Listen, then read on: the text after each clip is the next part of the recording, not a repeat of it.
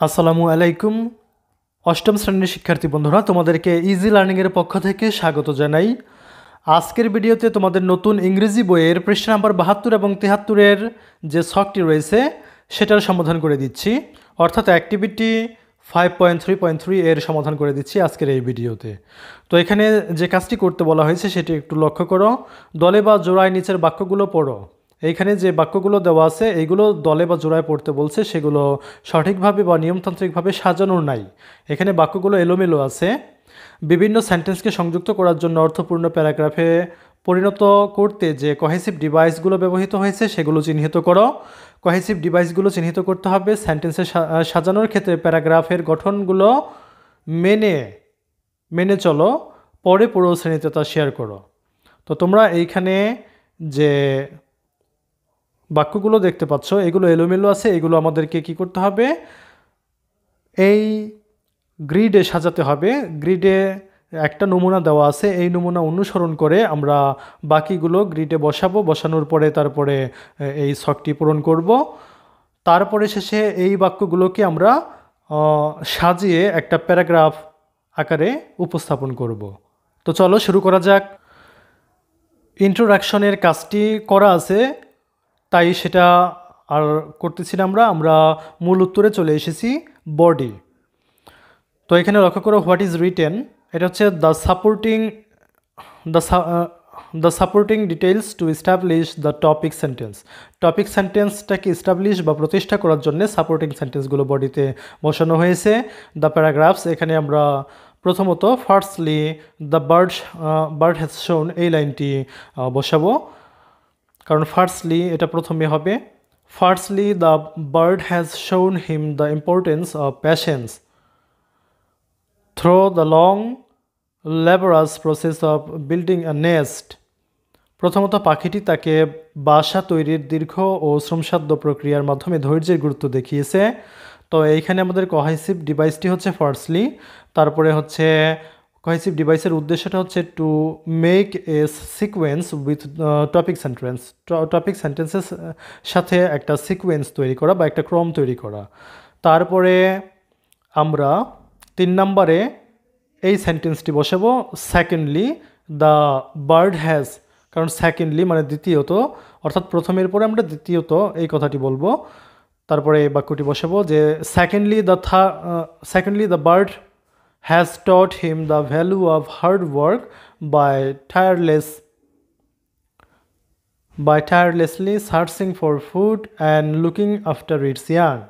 দ্বিতীয়ত, অক্লান্তভাবে খাবারের সন্ধান করে এবং তার বাচ্চাদের দেখাশোনা করে পাখিটি তাকে কঠোর পরিশ্রমের মূল্য শিখিয়েছে।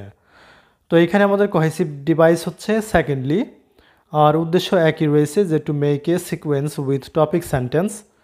তারপরে আমরা 4 নম্বরে থার্ডলি দ্য বার্ড এই বাক্যটি বসাবো। লক্ষ্য করো, thirdly the bird has demonstrated to him the importance of being adaptable by adjusting its behavior according to different situations. তৃতীয়ত, পাখিটি বিভিন্ন পরিস্থিতিতে তার আচরণের সাথে খাপ খাইয়ে নেওয়ার গুরুত্ব তাকে দেখিয়েছে। তারপরে লক্ষ্য করে এখানে থার্ডলি এটা হচ্ছে আমাদের কহেসিভ ডিভাইস এখানে। তারপরে লক্ষ্য করে to make sequence with topic sentence, একই রয়েছে এটা। তারপরে 5 নম্বরটি লক্ষ্য করো, এখানে হবে finally the bird has provided a constant source of joy and comfort for Prasun, providing him with loyal friend and companion. সবশেষে পাখিটি তাকে একজন বিশ্বস্ত বন্ধু এবং সহচর প্রদান করে প্রসূনের জন্য আনন্দ এবং স্বাচ্ছন্দ্যের একটি অনিঃশেষ উৎসাহ সরবরাহ করে।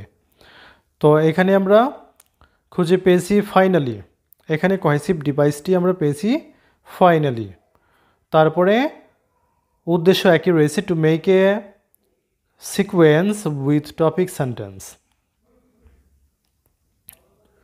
তারপর লক্ষ্য করো কনক্লুশন, এখানে what is written the concluding sentence. তারপরে দ্য প্যারাগ্রাফ, এটা আমরা লিখেছি ওভারঅল, এই লাইনটি আমরা দিয়েছি কনক্লুডিং সেন্টেন্সে। Overall, Proson's bird teacher has been an exceptional role model, imparting essential life skills and providing him with unweaving companionship. সামগ্রিকভাবে প্রসূনের পাখি শিক্ষক তাকে অপরিহার্য জীবনের দক্ষতা প্রদান করে এবং অটুট সাহচর্য দান করে একজন ব্যতিক্রমী রোল মডেলে পরিণত হয়েছে। তো এখানে কোহেসিভ ডিভাইসটি হচ্ছে ওভারঅল, তারপরে উদ্দেশ্যটা হচ্ছে to summarize the ideas discussed in the paragraph to restate the writer's point of view, অর্থাৎ লেখকের পয়েন্ট অফ ভিউকে পুনরায় তুলে ধরতে এবং ধারণাগুলোকে আবার সারসংক্ষিপ্তভাবে উপস্থাপন করতে এই ওভারঅল কথাটি ব্যবহার করা হয়েছে। তো এবার আমরা যে কাজটি করব সেটি হচ্ছে এই সবগুলোকে মিলিয়ে সবগুলো বাক্য যেগুলো আমরা এখানে ব্যবহার করেছি দ্য প্যারাগ্রাফসের কলামে, সেগুলো সবগুলোকে মিলিয়ে একটা প্যারাগ্রাফ আকারে উপস্থাপন করব। তো এখানে আমরা প্যারাগ্রাফ আকারে বাক্যগুলোকে সাজিয়ে দিয়েছি। লক্ষ্য করো, Proson's bird teacher has played an important role in his life by teaching him valuable life lessons and being a faithful companion. প্রসূনের পাখি শিক্ষক তাকে জীবনের মূল্যবান পাঠ শেখানোর মাধ্যমে এবং একজন বিশ্বস্ত সঙ্গী হয়ে তার জীবনে গুরুত্বপূর্ণ ভূমিকা পালন করছে। Firstly, the bird has shown him, প্রথমত পাখি তাকে দেখিয়েছে দ্য ইম্পর্টেন্স অফ প্যাশেন্স, ধৈর্যের গুরুত্ব, through the long and laborious process of building a nest, একটা বাসা তৈরির প্রক্রিয়া, একটা বাসা তৈরির দীর্ঘ ও শ্রমসাধ্য প্রক্রিয়ার মাধ্যমে। Secondly, the bird has taught him the value of hard work by tirelessly searching for food and looking after its young.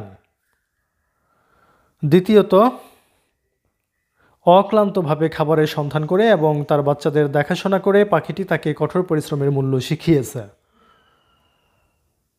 Thirdly, the bird has demonstrated to him the importance of being adaptable by adjusting its behavior according to different situations.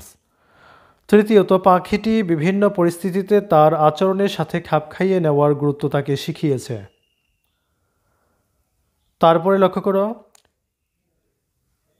finally, the bird has provided a constant source of joy and comfort for Proson, providing him with loyal friend and companion. সবশেষে পাখিটি তাকে একজন বিশ্বস্ত বন্ধু এবং সহচর প্রদান করে প্রসূনের জন্য আনন্দ এবং স্বাচ্ছন্দ্যের একটি অনিঃশেষ উৎসাহ সরবরাহ করেছে। Overall, Proson's bird teacher has been an exceptional role model, imparting essential life skill and providing him with unweaving companionship. সামগ্রিকভাবে প্রসূনের পাখি শিক্ষক তাকে অপরিহার্য জীবন দক্ষতা প্রদান করে এবং অটুট সাহচর্য প্রদান করে একজন ব্যতিক্রমী রোল মডেলে পরিণত হয়েছে। তো প্রিয় শিক্ষার্থী বন্ধুরা, যদি ভিডিওটি ভালো লাগে শেয়ার করে দিও। ধন্যবাদ সবাইকে সাথে থাকার জন্য।